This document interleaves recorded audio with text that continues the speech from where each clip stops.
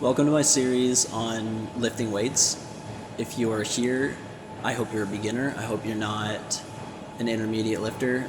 This is my basic tutorial on how to do a chest day, how to do a back day, shoulders, legs.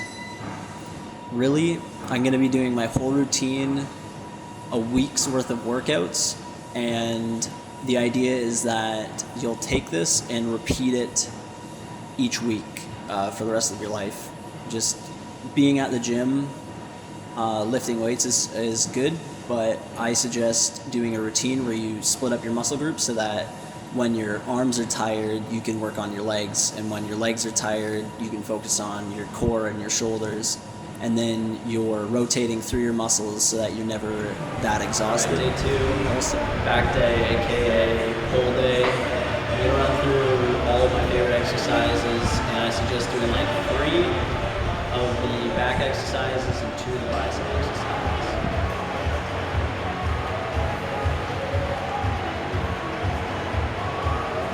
I'm gonna start with my compound exercises. So T-bar row. T-bar row is behind me. I'm going to start with that. It's a good way to warm up. It's a safer exercise. It's more like a machine exercise.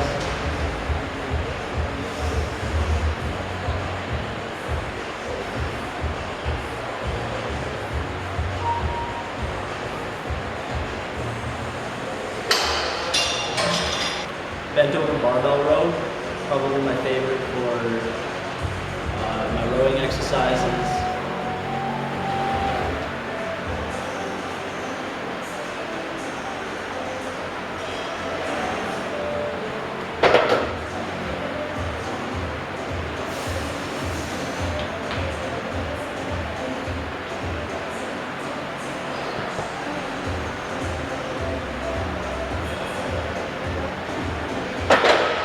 Depending on what you have available, you can use a squat rack barbell.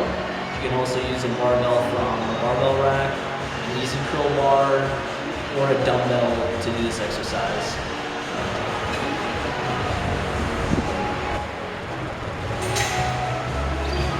So starting with my landmine exercise, I'm going to do 1 set, which is half the weight I can move. Then I'm going to do another set, which is twice the amount of weight.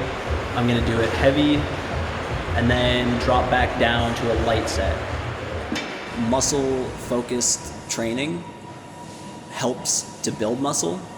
When you're exercising and spreading out your workout between your muscle groups, it's not as advantageous, or you're at a disadvantage because you're exhausting or depleting your energy before getting to the point of what they call hypertrophy. And to dumb that down, it's like, in layman's terms, you'll run out of energy before your muscle gets to the point where it can grow.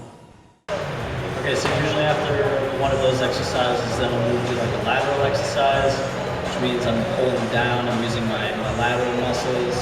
So I've got 3 today. I'm going to be doing pull-ups, lat pull-downs, and pull-downs. I'm not sure what the actual name is, but it's like a pull-over. You can do a pull-over on a bench as a variation, but I'm going to be doing a pull-down using a cable machine. If you don't have a cable machine, you can do this with a barbell or an easy curl bar, but I'll demonstrate.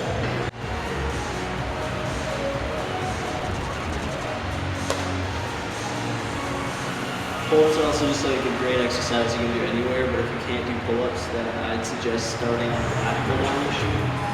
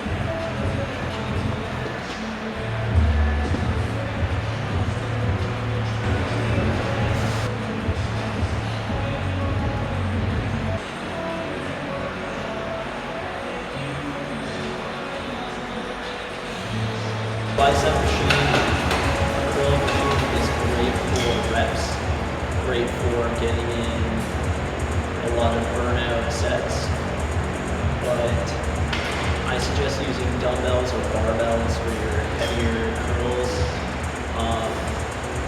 But in general, when I'm training arms, I'm just going for volume, I'm going for more reps. I first saw Andrew Tate, shout out Andrew Tate. I first saw Andrew Tate using this method of an incline bench, doing curls. You can look into the science, but basically you spend more time with the weight in the air or in like the hypertrophy of the exercise because there's no pause. When you get down, when you curl, there's stress on the muscle when you're at the top, but when you get down to the bottom, your muscles limp. So if you lay back, then when you're doing curls, your muscles always engage because there's no spot where the muscle can relax. But yeah, that's my back day routine. I just pick 3 of those exercises for my back.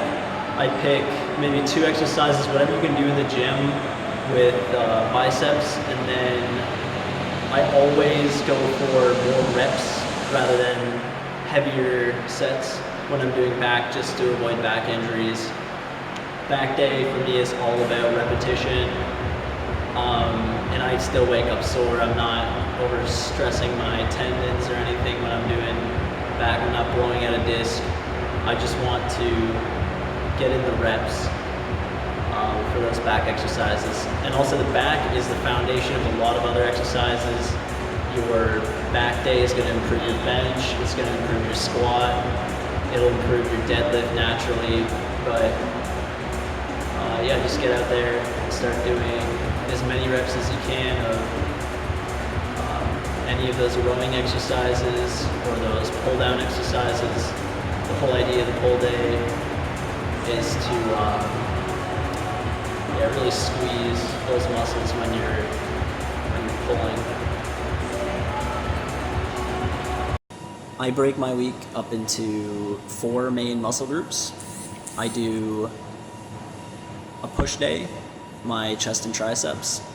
I do a back day, my back and my biceps. I do shoulder day, and I mix that in with core.